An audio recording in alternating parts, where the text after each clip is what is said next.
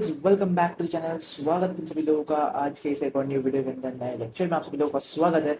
Welcome back to learn sprite YouTube channel. स्वागत तुम सभी लोगों का आज के इस न्यू लेक्चर के अंदर, विकास बैच के अंदर, जहाँ पे हम आपका क्लास 10th का एसएसटी का पूरा सिलेबस बहुत ही डिटेल में कवर कर रहे हैं। ठीक है, अगर आपको इस लेक्चर के बारे में या फिर इस बैच के बारे में और डिटेल्स जाननी हो तो आप प्लीज़ डिस्क्रिप्शन में जा सकते हैं। वहाँ पे आप लोग को टेलीग्राम की लिंक मिल जाएगी, एक YouTube प्लेलिस्ट की लिंक मिल जाएगी और एक YouTube वीडियो की लिंक मिलेगी। आप YouTube वीडियो की लिंक पे जाएंगे तो आपको पूरी डिटेल में इस बैच के बारे में जानकारी मिल जाएगी। अगर आप टेलीग्राम पे जाएंगे तो वहाँ पे भी आपको जानकारी मिल जाएगी।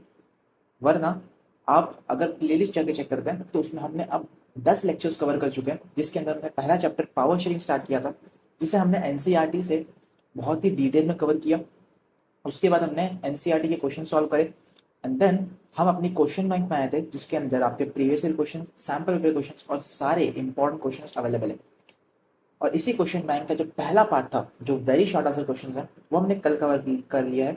आज हम लोग शॉर्ट आंसर क्वेश्चन से स्टार्ट करने वाले हैं और सारे के सारे तुम्हारे शॉर्ट आंसर क्वेश्चन जो है उन्हें कवर करने वाले हैं।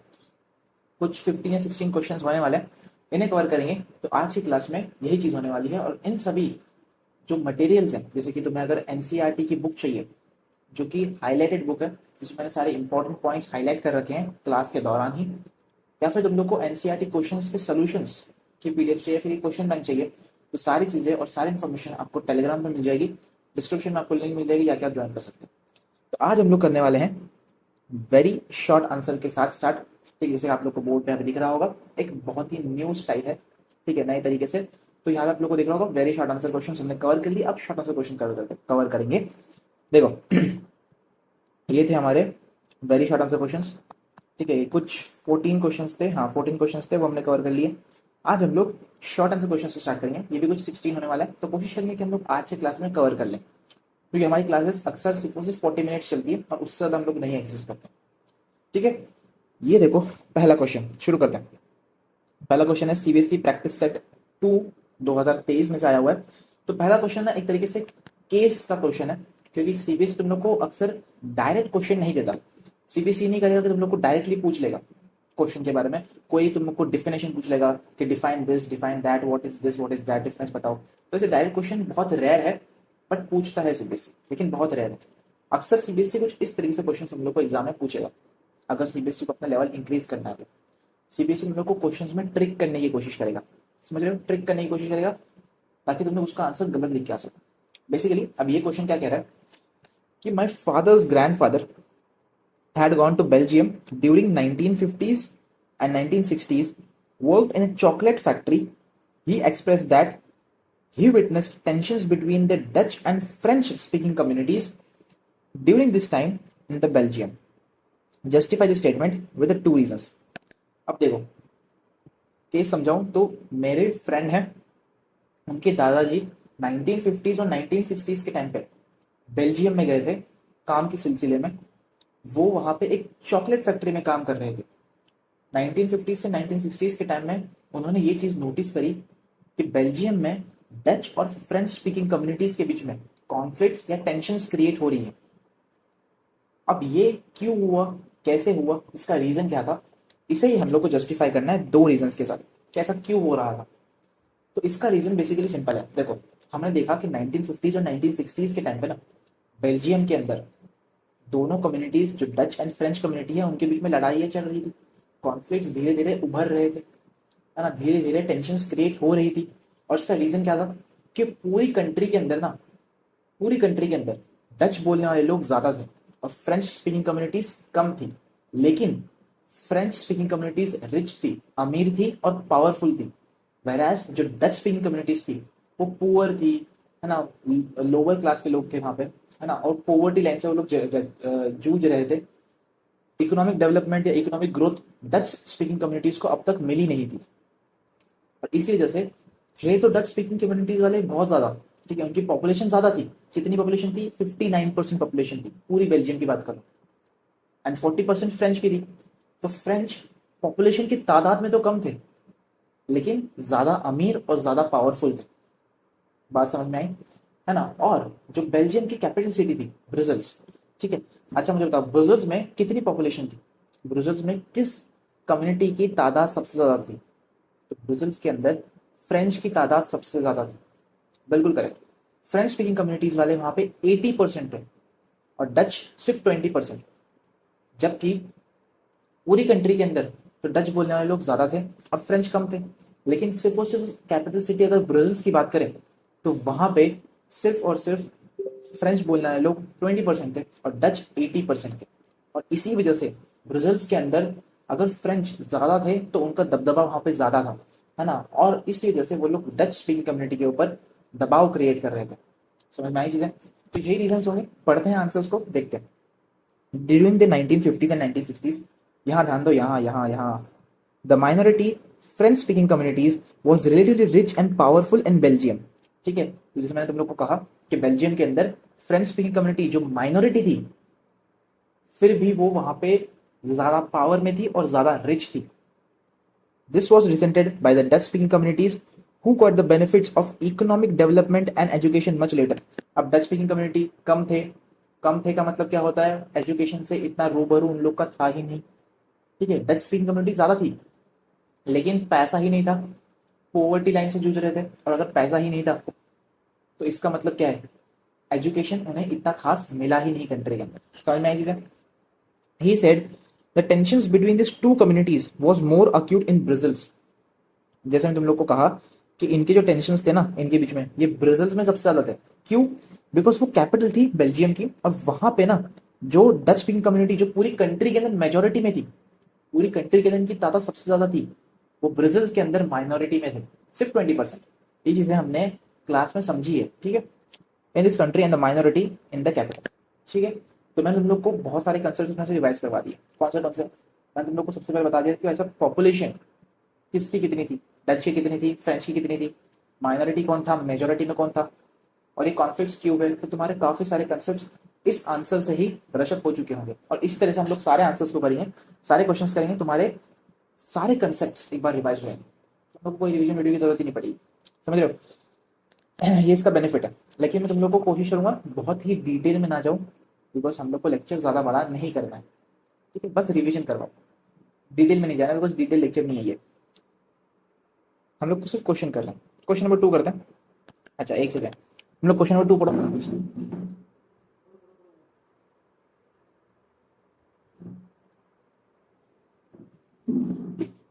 ओके,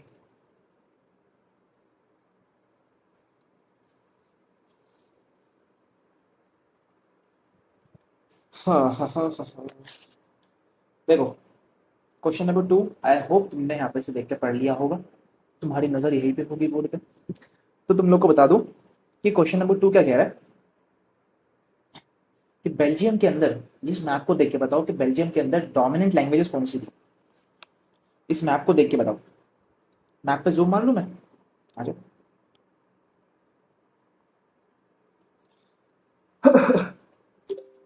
अच्छा, तुमने मैप देख लिया, कंफ्यूज हो गए थोड़ा सा कि इसका आंसर लिखना कैसे। तो भाई देखो, कंफ्यूजन की कोई बात ही नहीं है और कंफ्यूज होने वाला कोई सीन ही नहीं, क्योंकि तुमको उसने पूछा क्या है कि डोमिनेंट लैंग्वेज। भैया हमको बताओ डोमिनेंट लैंग्वेज कौन से थे बेल्जियम के अंदर। हमने क्या पढ़ा? बेल्जियम में कौन से लैंग्वेजेस थे? Dutch and French. लिख दो यार, डच एंड फ्रेंच, बस खत्म। चलो आगे बढ़ते हैं। अगला क्वेश्चन, क्वेश्चन नंबर 3 तुम्हारी कंप्यूटर स्क्रीन पे ये रहा दोस्तों, ये यहाँ पे बोर्ड पे। ठीक है, a few demands leads to the civil war in Sri Lanka, the effect of which are being, मैं कर देता हूँ। The demands lead to civil war in Sri Lanka, the effect of which are being felt, pen down those demands in your own words. अब देखो, हमने 2 cases पढ़े थे। Starting में जब श्रीलंका आजाद हुआ था, तब श्रीलंका आजाद होने के बाद सिन्हालास गवर्नमेंट ने एक नया लॉ पास किया था 1956 के अंदर, जिसमें उन्होंने बताया था कि सिन्हाला को उन्होंने ऑफिशियल लैंग्वेज डिक्लेयर किया। 3 पॉइंट्स में पढ़े थे, रिवाइज करो उसको। पहला हमने देखा कि सिन्हाला को as an official language declare किया गया। उन्होंने अपने रिलीजन बुद्धिज्म को बढ़ावा दिया है, उसकी ग्रोथ में हेल्प करी है और उसको एक रिकग्निशन दी है। किसको? बुद्धिज्म को, बुद्धिज्म रिलीजन को।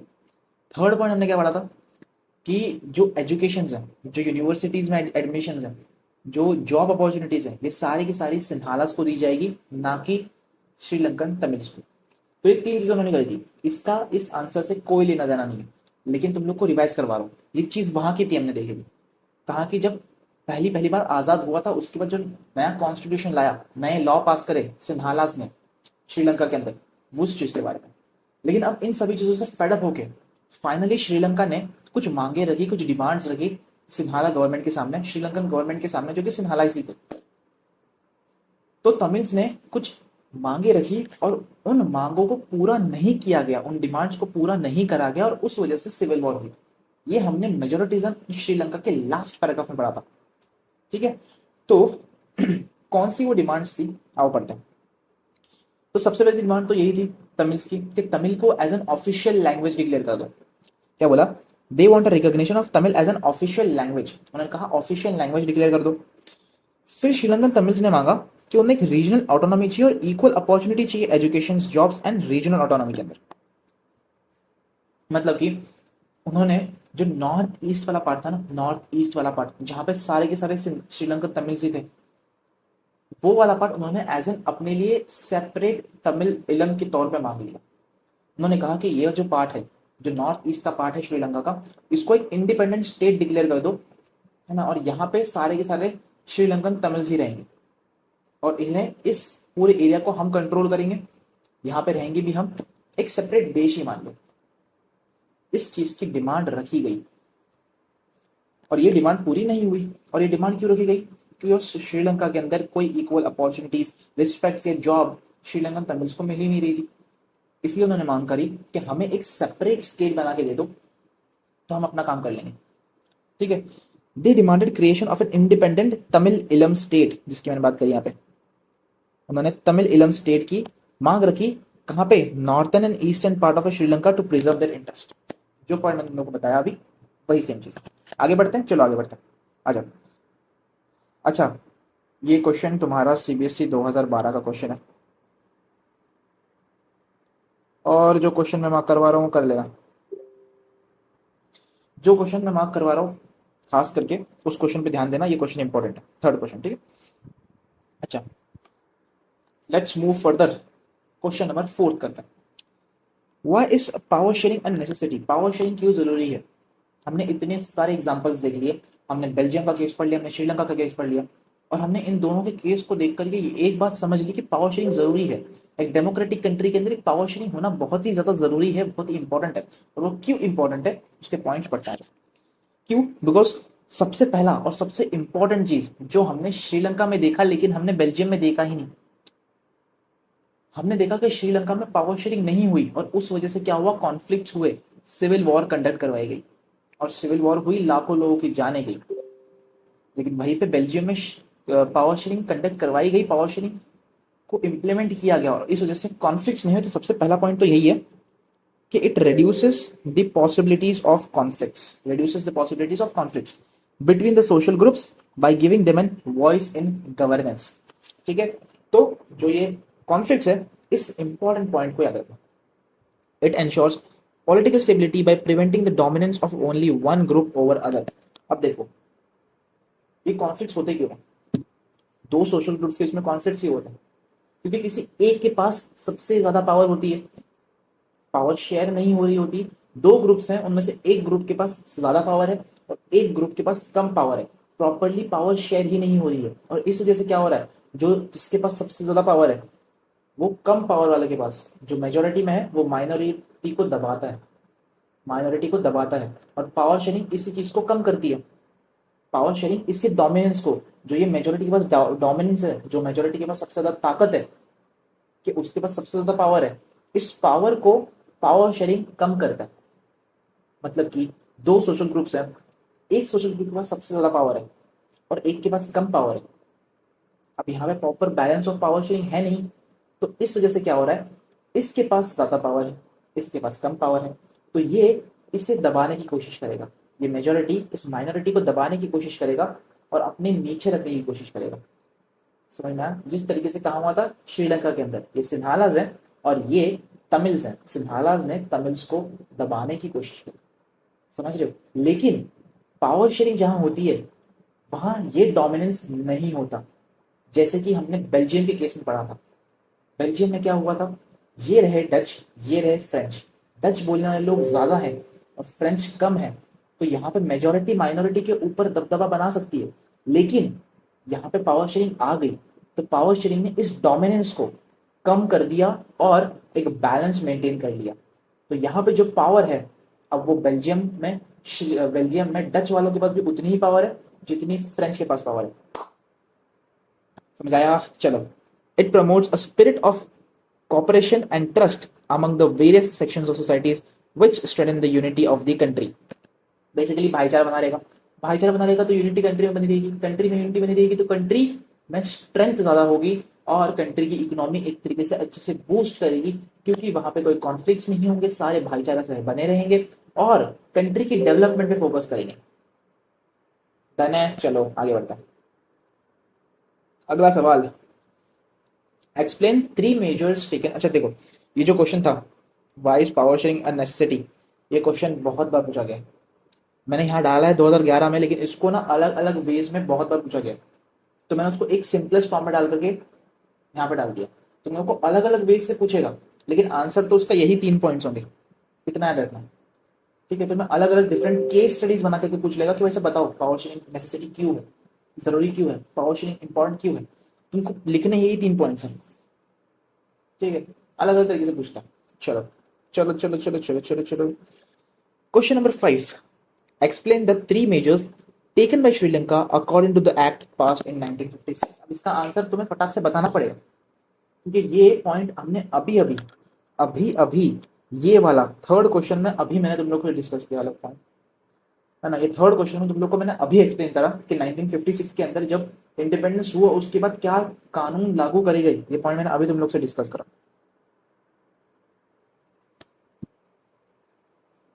ये वाला पॉइंट में तुमसे अभी डिस्कस करा और यही 3 पॉइंट्स लिखे गए हैं, वही 3 पॉइंट्स हैं जो मैं तुमने से लिखा। चलो फिर से तुम लोग के लिए एक बार मैं वापस से रिपीट कर देता हूँ, कोई दिक्कत की बात नहीं है। अच्छा, जब 1948 में श्रीलंका आजाद हुआ, उसके बाद श्रीलंका में कुछ ऐसा हुआ जो लोगों ने एक्सपेक्ट किया था कि होगा, और वही हुआ। तो क्या हुआ श्रीलंका के अंदर कि जब 1948 में श्रीलंका को आजादी मिली, उसके बाद श्रीलंका में सिंहाला बोलने वाले लोग ज्यादा थे और तमिल बोलने वाले लोग बहुत कम थे। तो अब सिंहाला काफी ज्यादा थे और तमिल्स कम थे, तो इसका मतलब तो यही हुआ कि जो गवर्नमेंट बनेगी वो भी सिंहालास की बनेगी। तो ऑब्वियसली जिस पॉलिटिकल पार्टी में ज्यादा सिंहालास थे, उन्होंने सिंहालास को भावुक करा अपनी तरफ और सिंहालास के पास से वोट्स इकट्ठा करे और बना ली अपनी सिंहाला की गवर्नमेंट, जो थी श्रीलंकन गवर्नमेंट। अब जैसे श्रीलंकन गवर्नमेंट जो सिंहाला गवर्नमेंट थी वो फॉर्म करती है अपनी गवर्नमेंट, जैसे ही पावर में आती है, उसके बाद 1956 के अंदर उन्होंने कानून में 3 बदलाव लाए। उन्होंने सबसे पहले तो जो उन्होंने गवर्नमेंट बनाई, सिंहाला गवर्नमेंट थी उनकी, तो उनका एम यही था कि पूरी कंट्री के अंदर सिर्फ सिंहाला रहेंगे। ये श्रीलंकन को हम लोग को इग्नोर करना है, तमिल्स को हम लोग को इग्नोर करना है, इनको भाव देना नहीं है, इस कंट्री में सिर्फ सिंहालास का राज चलेगा। तो एग्जैक्टली इसी प्लान के मुताबिक उन्होंने सिंहाला को as an official language declare किया। उसके बाद उन्होंने अपने कल्चर को सेव करने के लिए बुद्धिज्म को ऑफिशियल रिलीजन डिक्लेयर किया। मतलब कि उन्होंने ऑफिशियल लैंग्वेज सिंहाला को डिक्लेयर कर दिया पूरी कंट्री के अंदर, और पूरी कंट्री की नेशनल रिलीजन, मेन रिलीजन जो था उनका बुद्धिज्म, उसे डिक्लेयर कर दिया गया। जबकि सिंहालास जो थे वो बुद्धिस्ट थे, लेकिन जो तमिल्स थे वो हिंदूज, मुस्लिम एंड क्रिश्चियंस सभी थे। बट फिर भी सेक्युलरिज्म की अगेंस्ट जाके, एक सिक्योर कंट्री होने के अगेंस्ट जाकर के उन्होंने बुद्धिज्म को as an official religion declare किया। और तीसरा पॉइंट ये कि उन्होंने देखा कि उन्हें तमिल्स को इग्नोर करना है, तमिल्स को हर सेक्टर से गायब करना है। तो उन्होंने जितनी गवर्नमेंट जॉब्स थी, जितने यूनिवर्सिटीज में एडमिशन्स थे, वहां सब जगहों पर पहली प्रायोरिटी सिंहालास को दिया कि अगर जॉब मांगने के लिए एक तमिल आ रहा है, साथ में एक सिंहाला आ रहा है, तो तमिल को साइड करके हम लोग पहले सिंहाला को इंटरव्यू के लिए बुलाएंगे और उसे सिलेक्ट करके उसे जॉब देंगे, ना कि तमिल को। भले ही फिर उस तमिल के पास ज्यादा टैलेंट हो, ज्यादा स्किल्स हो इस सिंहाला की तरफ से। Clear I? तो इसमें पॉइंट्स तुमको 3 ही लिखने, मैं तुम लोग को समझा दिया उसी तरीके से। चलो आगे बढ़ते हैं। अच्छा, question number 6, describe the elements of Belgian model in accommodating diversities. तो अब हमने ये देखा कि हमने देखा कि श्रीलंका के अंदर किस तरह से वॉर कंडक्ट हुई, सिविल वॉर हुई, एंड कुछ मांगे रखी गई और मांगों को पूरा नहीं करा गया। तो हमने सारी चीजें देखी, बट हमने एक और चीज देखी थी कि बेल्जियम के अंदर ये सारी चीजें हुई नहीं। बेल्जियम के अंदर भाईचारा बना रहा। कॉन्फ्लिक्ट्स जो उभर रहे थे 1950 से 1960 के टाइम पे, पहला क्वेश्चन जो भी हमने करा, उन कॉन्फ्लिक्ट्स को कैसे कम किया गया। उन कॉन्फ्लिक्ट्स को कम करने के लिए वहां की बेल्जियम गवर्नमेंट ने कुछ लॉज में या कुछ कॉन्स्टिट्यूशन में अपने चेंजेस लाए, और उन चेंजेस की वजह से, उन बदलाव की वजह से वो जो कॉन्फ्लिक्ट्स हो रहे थे, वो कॉन्फ्लिक्ट्स को रोका गया और एक यूनिटी कंट्री के अंदर बनाई गई। और ये जो कॉन्स्टिट्यूशन में चेंजेस थे, ये सारे किस तरह प्रकार से लाए गए। तो यहाँ पे बेसिकली उन्होंने पावर शेयरिंग अपनाया। बेल्जियम मॉडल ने पावर शेयरिंग का रुख करा, और उन्होंने पूरी कंट्री के अंदर जहां जहां सेक्टर्स में जरूरत थी वहां पावर इक्वली शेयर करी डच एंड फ्रेंच कम्युनिटी के बीच में।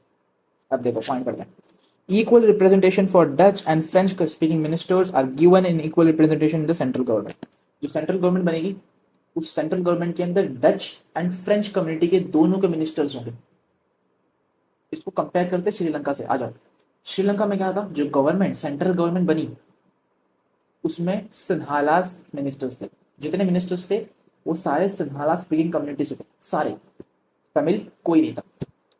वेराज बेल्जियम ने क्या करा, जो सेंट्रल गवर्नमेंट फॉर्म हुई उसमें जितने मिनिस्टर्स थे, आधे मिनिस्टर्स डच स्पीकिंग कम्युनिटी से होंगे, आधे मिनिस्टर्स फ्रेंच स्पीकिंग कम्युनिटी से होंगे, ताकि कोई भी डिसीजन पार्शियली ना लिया जाए। कोई भी डिसीजन इस तरह से ना लिया जाए कि वो किसी एक कम्युनिटी के ही फेवर में हो या किसी एक कम्युनिटी को ही बढ़ावा दे रहा हो। ऐसा ना हो, इसी वजह से ये पॉइंट को इंप्लीमेंट किया गया। चलो, state governments autonomy, separate governments for Brussels and regional states handle their own affairs. उन्होंने क्या करा, स्टेट गवर्नमेंट्स का रुख करा। उस टाइम पे इतना नहीं था, उन्होंने सेंट्रल गवर्नमेंट भी रखी और उन्होंने स्टेट गवर्नमेंट भी फॉर्म करी। उन्होंने अपनी ब्राजील्स के लिए, कैपिटल सिटी के लिए एक सेपरेट गवर्नमेंट फॉर्म करी, और काफी सारे रीजनल गवर्नमेंट्स फॉर्म करी, जिसे हम लोग स्टेट गवर्नमेंट कहते हैं। और पावर को central government and state government के बीच में बांट दिया, पावर को शेयर कर दिया। सारी की सारी पावर सिर्फ सेंट्रल गवर्नमेंट के पास नहीं होती। आओ श्रीलंका से कंपेयर करते हैं। श्रीलंका में सेंट्रल गवर्नमेंट थी सिन्हालास की। पूरी की पूरी श्रीलंका को सिर्फ वो एक ही गवर्नमेंट कंट्रोल कर रही थी। उसके अलावा कोई सेंट्रल स्टेट गवर्नमेंट नहीं थी, कोई लोकल गवर्नमेंट नहीं थी, और किसी के पास पावर नहीं थी। पूरी कंट्री का पावर सिर्फ और सिर्फ एक सेंट्रल गवर्नमेंट के पास था, जो कि सिन्हाला कम्युनिटी से। वेराज बेल्जियम ने सेंट्रल गवर्नमेंट बनाई, एक स्टेट गवर्नमेंट बनाई, और हर एक स्टेट को एक स्टेट गवर्नमेंट दी, और पावर जो थी वो सेंट्रल गवर्नमेंट के पास रख करके स्टेट गवर्नमेंट को भी दी। तो जितनी पावर सेंट्रल गवर्नमेंट के पास थी, उसमें से पावर शेयर होकर सेंट्रल गवर्नमेंट के पास से पावर शेयर होकर स्टेट गवर्नमेंट के पास भी थी। मतलब स्टेट के पास भी पावर है एंड सेंट्रल के पास भी अपनी खुद की पावर है। तो ऐसा नहीं है कि सारे पावर सेंट्रल गवर्नमेंट के पास। समझ में आई। और उन्होंने एक नई फॉर्म ऑफ गवर्नमेंट फॉर्म करी, जो कि बेल्जियम में करी, कम्युनिटी गवर्नमेंट। ये कम्युनिटी गवर्नमेंट क्या थी, तो बेसिकली जो डच स्पीकिंग कम्युनिटीज है, जो फ्रेंच स्पीकिंग कम्युनिटी है, ये लोग अपनी खुद की एक आपस में एक गवर्नमेंट फॉर्म करेंगे। आपस में एक कम्युनिटी के तौर पे एक गवर्नमेंट फॉर्म करेंगे। मतलब कि अगर डच स्पीकिंग कम्युनिटीज है, तो पूरी कंट्री के जितने भी डच स्पीकिंग कम्युनिटी वाले हैं वो सारे आएंगे और वोट करेंगे, और अपनी खुद की एक कम्युनिटी गवर्नमेंट फॉर्म करेंगे, जिसमें सारे के सारे डच बोलने वाले लोग होंगे, सारे डच स्पीकिंग कम्युनिटीज से होंगे। और ये गवर्नमेंट करेगी क्या, तो ये गवर्नमेंट अपने खुद की कम्युनिटी को, जैसे अगर एक कम्युनिटी गवर्नमेंट डच की है, तो वो सिर्फ और सिर्फ डच स्पीकिंग कम्युनिटी के रिलीजन को प्रोटेक्ट करेगी, उनके कल्चर को प्रोटेक्ट करेगी, है ना, उनके फेस्टिवल्स कंडक्ट करवाएगी, और उन्हें कोई भी दिक्कत आ रही है तो उनकी दिक्कत को सॉल्व करवाएगी, उनकी आवाज बन के बाहर निकलेगी। समझ में आई। A unique third layer elected by the peoples of which language community decides over culture, education and language related issues। तो अगर कोई भी लैंग्वेज रिलेटेड इशू आ रहा है, जैसे कि अगर डच बोलने वालों को के साथ कोई भेदभाव हो रहा है, तो उनकी आवाज बन के उनकी डच कम्युनिटी गवर्नमेंट बाहर निकलेगी। तो डच कम्युनिटी गवर्नमेंट उनकी आवाज बनेगी और उनके लिए लड़ाई करेगी। ठीक है, कॉन्स्टिट्यूशन में पार्लियामेंट में ऐसा, इतना ज्यादा घुसने की जरूरत नहीं है, इतना समझ लो बस हो गया। अच्छा चलो आगे बढ़ते हैं। क्वेश्चन नंबर 7, क्वेश्चन नंबर 7 2012 2011 का क्वेश्चन है। सारे तुम लोग को यहाँ पे रेफरेंस मिल जाएंगे कहाँ का क्वेश्चन कब आया हुआ है, बोर्ड पे देखो। चलो, elaborate 3 prudential and moral reasons for power sharing. यही सेम चीज, prudential reason and moral reason हमने वेरी शॉर्ट आंसर क्वेश्चन में देख लिया। अब वही सेम हम लोग यहाँ देख रहे हैं, पढ़ेंगे कोई दिक्कत नहीं, ऐसा नहीं रिस्ट्रिक्ट कर देंगे। तो यहाँ पे ना मैं तुम्हारे लिए 3 पॉइंट्स लाए हैं। क्या बोल रहा है क्वेश्चन, क्वेश्चन तुमसे कह रहा है 3 प्रूडेंशियल एंड मोरल रीजंस बताओ। ठीक है, कि पावर शेयरिंग क्यों जरूरी है। देखो, पावर शेयरिंग के 2 टाइप्स थे, हॉरिजॉन्टल एंड वर्टिकल, उसको हटाओ। यहाँ हम पढ़ रहे हैं रीजन, रीजन मतलब कि क्यों जरूरी है पावर शेयरिंग। प्रूडेंशियल रीजंस बताओ कि पावर शेयरिंग क्यों जरूरी है, मोरल रीजन बताओ कि पावर शेयरिंग क्यों जरूरी है। तो प्रूडेंशियल रीजंस की बात करें तो यहाँ पे कुछ 3 पॉइंट्स हैं। It helps reduce the conflict between social groups. हम सब जानते हैं, इसको मैं बार बार कहाँ समझा दूंगा, बार बार कितनी बार समझाऊं। It helps in reducing the conflict between social groups. For example, seat in legislative assembly and parliament has been reserved for SC and ST। हटाओ इसको। Power sharing is a good way to ensure political stability, a stable government in the country. Stable government से मतलब है central and state दोनों के पास equal powers होंगे। समझ में आई? चलो, imposing the will of majority community over the minority may undermine the unity of the nation in long run. मतलब कि अगर मेजोरिटी कम्युनिटी के पास ज्यादा पावर है, माइनॉरिटी के पास कम पावर है, यहाँ क्या होगा, डोमिनेशन होगा। क्या होगा, डोमिनेशन होगा। ये मेजोरिटी कम्युनिटी माइनॉरिटी को गिराने की कोशिश करेगी लॉन्ग रन के अंदर, और ये लंबे सफर में कंट्री को ही कमजोर करेगा, जैसे श्रीलंका में हुआ था। ठीक है, वही बात वहां बताई गई है। मोरल रीजंस की बात करें, आओ देखते हैं। Power sharing is the spirit of democracy. Prudential reasons में जो हमने पढ़ते आ रहे हैं वही पढ़ना है, वही लिखना है। मोरल रीजंस के अंदर तुम लोग को एक डेमोक्रेसी के पॉइंट ऑफ व्यू से सोचना है, डेमोक्रेसी के पॉइंट ऑफ व्यू से। It is the very spirit of a democracy, it is essential for the fairness and justice. Moral reasons में हम लोग कंट्री के डेमोक्रेसी के पॉइंट ऑफ व्यू से समझेंगे कि पावर शेयरिंग क्यों जरूरी है। और प्रूडेंशियल रीजन में हम लोग नॉर्मली समझेंगे कि भाई सब कॉन्फ्लिक्ट नहीं होने चाहिए, कॉन्फ्लिक्ट रिड्यूस करवाती है, भाईचारा मेंटेन करवाती है, पावर अच्छे से शेयर करवाती है, वही सारी चीजें है ना। और जो लड़ाई झगड़े हो सकते थे, कॉन्फ्लिक्ट हो सकते हैं मेजोरिटी कम्युनिटी और माइनॉरिटी कम्युनिटी के बीच में, वो सारे कम करवाती है। दैट्स इट, ये प्रूडेंशियल रीजन। मोरल रीजन ये है कि हम लोग को डेमोक्रेसी के पॉइंट ऑफ व्यू से समझना है कि क्यों जरूरी है पावर शेयरिंग, क्योंकि वो फेयर है और जस्टिस प्रोवाइड करवाती है। ठीक है, it involves sharing of power with those affected by its exercise. Power sharing is fair because it makes sure that no particular group has too much power and everyone gets an equal opportunities. वही सारी चीजें, वही सारी चीजें। तो power sharing क्या जरूरी है, क्योंकि वो इक्वलिटी मेंटेन करती है, हर कम्युनिटी को या हर सोशल ग्रुप को इक्वल अपॉर्चुनिटीज, इक्वल पावर दे रही है। किसी एक ग्रुप को, किसी एक सोशल ग्रुप को या किसी एक कम्युनिटी को सारे के सारे बेनिफिट्स नहीं मिल रहे, बस, और कुछ नहीं। आ जाओ अगला question, question number 8। Question number 8 दोस्तों, आ जाओ। क्वेश्चन नंबर 8 जो कि 2012 और दीक्षा में पूछा गया है क्वेश्चन है। अच्छा, मैंने को तुम लोग को ये क्वेश्चन मार्क करवाना था, भूल गया मैं। ये वाला क्वेश्चन मार्क कर लो भाई, सारे के सारे। क्वेश्चन नंबर 7 इंपॉर्टेंट जी, important. How did the Sri Lankan Tamils express their discontent after the majoritarian measures were adopted by Sri Lankan government in 1956? 1956 में जब श्रीलंकन गवर्नमेंट ने, जो सिंघाला गवर्नमेंट थी, उन्होंने जितने लॉज, जो हमने पढ़ा कि 3 लॉ उन्होंने कॉन्स्टिट्यूशन में चेंज करवाए थे, उसके बाद श्रीलंकन तमिल्स का, जो तमिल्स थे, उनका क्या रिएक्शन था, उन्होंने क्या चीजें करी। उन्होंने कुछ डिमांड रखी, हमने देखा, वो भी हमने क्वेश्चन में देख लिया कि उन्होंने क्या डिमांड्स रखी। एंड क्या उन डिमांड्स को पूरा किया गया? नहीं, उन डिमांड्स को पूरा नहीं करा गया। और अगर उन डिमांड्स को पूरा नहीं किया गया तो उसके बाद क्या चीजें हुई, वही क्वेश्चन बता रहे हैं, वही क्वेश्चन पूछ रहा है। तो क्या हुआ उसके बाद? Peaceful protest and political organisations, they launched a political party and peaceful struggles for equality and autonomy. Sri Lankan Tamils ने अपनी खुद की एक पॉलिटिकल पार्टी लॉन्च कर दी एंड उन्होंने प्रोटेस्ट करना स्टार्ट करा पूरी कंट्री के अंदर कि हमें इक्वल राइट्स चाहिए। हाँ, जो तुमने कॉन्स्टिट्यूशन में चेंज करा है, सिंघाला को ऑफिशियल लैंग्वेज डिक्लेयर करा है, कैसे कर सकते हो? ठीक, कैसे कर सकते हो तुम लोग? नहीं करना। तो ये सारी चीजें के बारे में उन्होंने प्रोटेस्ट करना स्टार्ट करा। डिमांड फॉर सेपरेट स्टेट, फिर उन्होंने एक सेपरेट तमिल इलम का निर्माण करने की डिमांड रखी। ठीक है, उन्होंने उस चीज की डिमांड रखी, एक सेपरेट तमिल इलम, विच इज तमिल इलम। तमिल इलम, इलम का मतलब क्या होता है? स्टेट।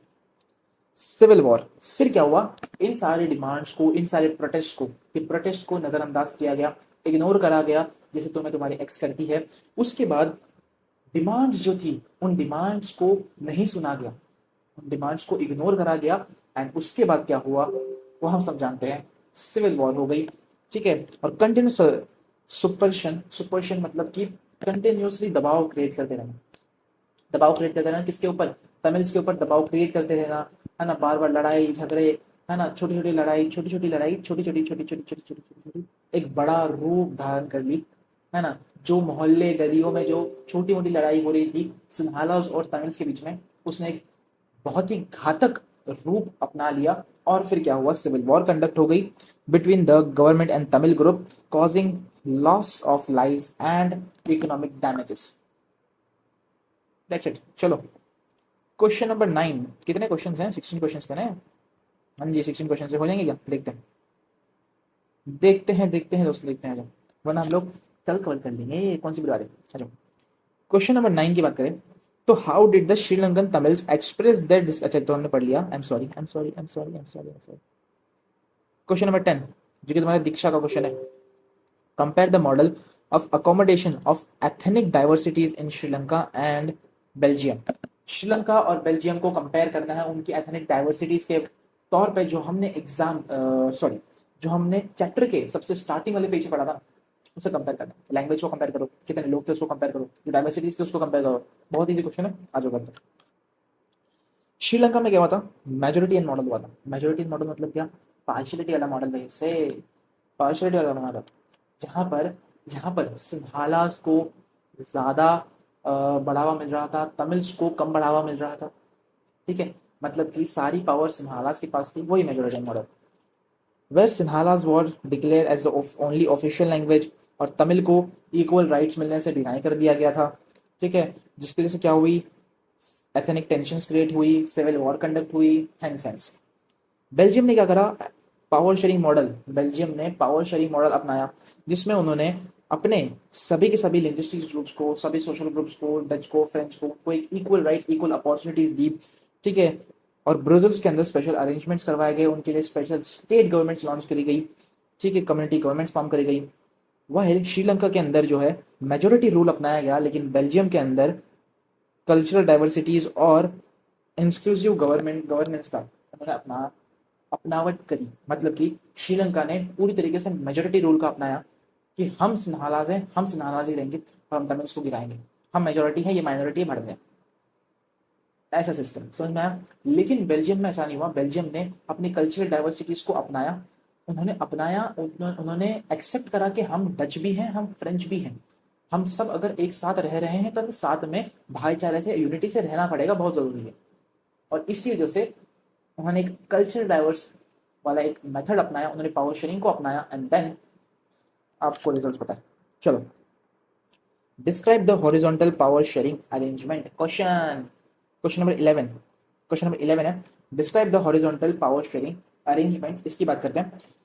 तो horizontal power sharing refers to the distribution of power sharing among 3 organs of government. ठीक है, हमने देखा हॉरिजॉन्टल एंड वर्टिकल का। हमने हॉरिजॉन्टल में क्या पढ़ा था कि जो गवर्नेंस है, जो पावर है, वो लेवल ऑफ गवर्नमेंट में नहीं, वो जो पावर है वो ऑर्गन्स ऑफ गवर्नमेंट में डिस्ट्रीब्यूट होगी। ऑर्गन्स ऑफ गवर्नमेंट कौन से? Legislature, judiciary and executive, judiciary, legislature, executive, judiciary, इनके बीच में पावर शेयर होगी। और जहां पे हमने वर्टिकल मॉडल के बारे में पढ़ा, वर्टिकल पावर शेयरिंग मेथड, उसके अंदर हमने देखा कि लेवल ऑफ गवर्नमेंट में पावर शेयर होगी, मतलब सेंट्रल, स्टेट एंड लोकल। समझ में चीजें? तो each organ is placed at the same level of exercise different powers. Each organ को same level of different powers दी गई, सभी को पावर्स तो दी गई लेकिन डिफरेंट लेवल ऑफ पावर्स दी गई। ठीक है, किसको? Legislature, judiciary and executive. This arrangements allows mutual checks and balances, preventing any one branch from becoming too powerful. अब इस चीज से क्या हुआ? कि या तो लेजिस्लेचर सबसे ज्यादा पावरफुल होगा, ना ही एग्जीक्यूटिव, ना ही जुडिशरी। तीनों के पास इक्वल राइट्स, इक्वल पावर्स होंगी, ठीक है, और वो अपने पावर्स को डिफरेंट वेज में एक्सरसाइज कर सकते हैं। और इस वजह से क्या क्या होगा, किसी एक ऑर्गन के पास सबसे ज्यादा पावर नहीं होगी कि वही रूल करे, ठीक है। तीनों की सहमति लगेगी, तीनों का कह सकते हैं उसको, तीनों का हाँ बोलना लगेगा, तीनों का डिसीजन मेंटेन रहेगा। It promotes accountability and transparency in governance. मतलब कि ट्रांसपेरेंसी का मतलब ऑब्वियसली हम सब जानते हैं, ट्रांसपेरेंसी का मतलब होता है कि एक तरीके से पूरा फिल्टर्ड रहेगा, जो गवर्नेंस का, जो गवर्नमेंट का डिसीजन मेकिंग प्रोसेस होगा एकदम फिल्टर्ड रहेगा, उसमें कोई भी करप्शन या कोई गलत चीजें नहीं होगी। जो डिसीजन पास होगा वो प्रॉपर तरीके से पास होगा, है ना, और तीनों ऑर्गन्स की सहमति से वो डिसीजन पास होगा। समझ में आई चीजें? चलो आगे बढ़ते हैं। Question number 12। क्वेश्चन नंबर 12 क्या कहते हैं, how is the ethnic composition of Belgium very complex. अब हमें बेल्जियम के कॉम्प्लेक्स सिचुएशंस को समझा के क्रिएट करके बताओ। अच्छा, ये तुमको जो मैं आंसर समझाना चाहता हूँ ना, इसको मैं तुम लोग को अपनी बुक से समझाऊंगा, जो हमने यहाँ पे नोट्स बना रखे हैं ना, हम मैं तुम्हें इस तरीके से समझाने की कोशिश करता हूँ। अच्छा, ये हमने अपने क्लास में नोट्स बनाए थे, ठीक है, जो हमने क्लास में तुम्हारी पावर शेयरिंग, जो तुम्हारी एनसीईआरटी है उससे पढ़ा था। तुम्हारा क्वेश्चन तुमसे क्या कह रहा है कि बेल्जियम के एथनिक कंपोजिशन को, मतलब कि बेल्जियम में जो डच एंड फ्रेंच बोलने वाले लोग हैं उनके डाइवर्स चीजों को, है ना, वो कितने परसेंटेज में है वही बताना है, वही क्वेश्चन पूछ रहा है।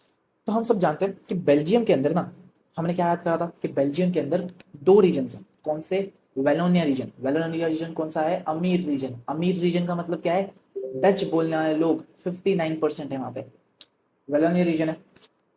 सॉरी सॉरी, बेल्जियम में कौन सी रीजन है? दो, फ्लेमिश और एक है वेलोनिया रीजन, ठीक है। फ्लेमिश रीजन अमीर, फ्लेमिश मतलब अमीर, फ्लेमिश रीजन अमीरों वाला रीजन, और वहां पे सारे अमीर लोग रहेंगे। I am so sorry, Belgium में दो रीजन हैं, फ्लेमिश और वेलोनिया। हमने देखा फ्लेमिश मतलब अमीर रीजन, अमीर रीजन मतलब सबसे ज्यादा रहने वाले लोग। अब सबसे ज्यादा कौन थे? डच बोलने वाले लोग थे। तो फ्लेमिश में कौन रहेंगे? Dutch speaking communities. वेलोनिया में कौन रहेंगे? फ्रेंच स्पीकिंग कम्युनिटीज, ठीक है। अब जो फ्लेमिश रीजन में डच बोलने वाले लोग थे वो कितने थे? 59%, बिकॉज वो मेजोरिटी थी, तो वो 59% थे। और वेलोनिया में कितने थे फ्रेंच बोलने वाले लोग? 40%। और 1% जो जर्मन थे, अरे मेरे भाई ये देख, जो 1% जर्मन थे इनको भूल मत, 1% जर्मन भी थे, उनको भूलना नहीं है। तो 1% जर्मन को भी आते। ये चीजें क्लियर हुई? तुम लोग को ये अगर स्क्रीनशॉट लेना तो ले लो, वरना बना लो अपनी बुक में ही खुद का फ्लो चार्ट, बढ़िया सा, ठीक है।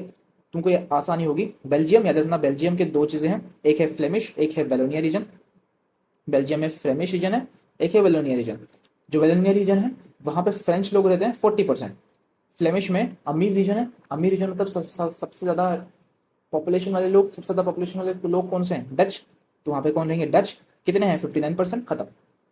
और 1% जो बच गए वो है तुम्हारे जर्मन्स। चीजें क्लियर हुई? ये तुम्हारा पहला पॉइंट था, उस आंसर का पहला पॉइंट यही था। दूसरा पॉइंट है ये, अब हमने बात कर ली पूरे कंट्री बेल्जियम की, अब हम लोग उसकी कैपिटल सिटी की बात करें। कैपिटल सिटी कौन सी? ब्रजल्स। ब्रजल्स। ब्रजल्स में क्या सिस्टम था? ब्रजल्स में उल्टा था। ब्रजल्स में हमने अब तक देखा है कि ब्रजल्स में उल्टा था। अब तक हमने देख के आया है कि बेल्जियम के अंदर फ्रेंच और डच दोनों हैं, वहां पे डच ज्यादा है, फ्रेंच कम है। लेकिन ब्रजल्स के अंदर फ्रेंच बोलने वाले लोग 80% है और डच बोलने वाले लोग सिर्फ 20% है। तो डच बोलने वाले लोग कम है एंड फ्रेंच बोलने वाले लोग ज्यादा है। सिर्फ ब्राजील की बात कर रहे हैं, ठीक है। यही था तुम्हारा आंसर, हो गया। देखो, Belgium is a diverse population with 59% of Dutch speaking communities in a Flemish region and 40% French in a Wallonia region, जो हमने बात करी, ठीक है। 59% in a Flemish region and 40% French in the Wallonia region। ब्राजील्स के अंदर 80% लोग जो थे वो फ्रेंच बोलने वाले थे, 20% लोग जो थे वो डच बोलने वाले थे। बोर्ड पे देखो, there is also a small German speaking communities about 1%। This is mix of a language and regions makes Belgium's ethnic compositions very complex.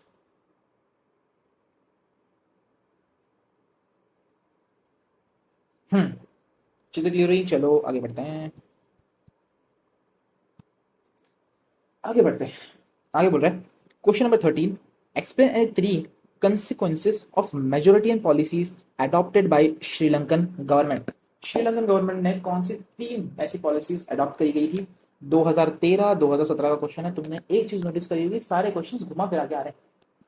Direct question यहाँ पर बोर्ड है, डायरेक्ट क्वेश्चन थोड़ी देगा। The Tamil community felt ignored and discriminated, leading to resentment. It leads in demand for separate Tamil Ilam. The continuous conflicts escalated into civil war, causing loss of lives, property, and economic damages. सारे point मैं तुम लोग को already समझा दिए, इसलिए मैं बस पढ़ रहा हूँ क्योंकि मैं तुम लोग को ये ऑलरेडी ऊपर समझा के आया हूँ। ठीक है, वरना मत कहना भाई समझाया नहीं। क्वेश्चन नंबर 14 की बात करते हैं। 2013 14 19 3 साल आया हुआ है। देख, describe any 3 majority policies adopted by Sri Lankan government to establish Sinhala supremacy. Again the same question जो हमने ऊपर पढ़ के आए हुए हैं, वही क्वेश्चन है जिसमें बता रहा है कि सिन्हाला ऑफिशियल लैंग्वेज डिक्लेयर कर दी गई थी 1956 के अंदर। उसके बाद उन्होंने जो सिन्हालास को है वही जॉब और एजुकेशन के लिए सिन्हालास को ज्यादा प्रेफरेंस दी रादर देन तमिल्स, और बुद्धिज्म को as an official religion declare कर दिया गया और तमिल के रिलीजन को नेग्लेक्ट कर दिया गया, उनके राइट्स को नेग्लेक्ट कर दिया गया। वही पॉइंट है, बस सिंपल इजी, आगे बढ़ते हैं। मतलब सारे क्वेश्चंस ना घुमा फिरा के है, आंसर एक ही है, घुमा फिरा के क्वेश्चंस आ रहे हैं बस, दैट्स इट। तो क्वेश्चन समझना जरूरी है और मैं तुम लोग को इसी तरह से ट्रेन कर रहा हूँ। क्वेश्चंस, मैक्सिमम क्वेश्चंस तुमको दिखाऊंगा और मैक्सिमम क्वेश्चंस तुमको फील करवाऊंगा ताकि तुम लोग को समझ में आए कि जब तुम क्वेश्चन पढ़ोगे उसके बाद तुम लोग को किस तरह से आइडेंटिफाई करने कि इसका आंसर क्या होगा और क्वेश्चन को समझ के कैसे लेना है, बिकॉज वो ज्यादा जरूरी है। Compare the different ways in which Belgium and Sri Lanka have deal with the problems of cultural diversities. Again the same question. Again the similar question. Answer बहुत समझ में आएगा। Belgium adopted power sharing model, given equal rights representations to all the communities. Also उन्होंने community government बनाई थी ताकि जो language के बीच में इक्वालिटी हो उसे मेंटेन किया जा सके। ठीक है, लेकिन वहीं पे श्रीलंका ने मेजोरिटियन रूल अपनाया। उन्होंने सिन्हाला को ऑफिशियल लैंग्वेज डिक्लेयर किया, उसे ही प्रमोट करा और तमिल्स के अगेंस्ट डिस्क्रिमिनेशन करने लग गए और बुद्धिज्म को उन्होंने as an official religion declare कर दिया। बेल्जियम के मॉडल जो यूनिटी और पीस दर्शाता है, क्या दर्शाता है? यूनिटी और peace. Where is Sinhala, Sri Lanka का जो मॉडल था उसने सिविल वॉर को दर्शाया और ये दर्शाया कि पावर शेयरिंग क्यों जरूरी है। चीजें क्लियर हुई? Very nice. चलो last question of the day. मैं तुम लोग को ये 2 क्वेश्चन क्यों नहीं समझाए, ज्यादा मैं डीप में समझाया क्यों तुम लोग को 2 क्वेश्चन? तो इसका रीजन यही है बेटा कि हम अभी ना स्टार्ट से लेक्चर अगर तुम देख रहे हो तो तुमने देखा होगा कि हमने ये क्वेश्चंस ऑलरेडी कर लिए और मैं तुम लोग को बार बार चीजें समझा दी। तो कितनी बार समझाऊं, तुम भी पक जाओगे। तो इतनी बार समझाने की जरूरत नहीं है, मैं तुम लोग को समझा दी वो सारी चीजें, वही एग्जैक्ट चीजें। ठीक है, question number 16, attempted at forced integration often sow the seeds of disintegration. Oppose the statements with the suitable arguments. आ गया ना क्वेश्चन, आ गया ना घातक क्वेश्चन। चलो इसको मार्क कर लो क्योंकि ये बहुत इंपॉर्टेंट क्वेश्चन है, बहुत ही जरूरी क्वेश्चन है। क्वेश्चन को वापस पढ़ेंगे, आप क्वेश्चन को तोड़ेंगे, आंसर मत देखो, बस आंसर बहुत ईजी है इसका, आंसर बहुत ईजी है इसका। क्वेश्चन को तोड़ेंगे, आ जाओ।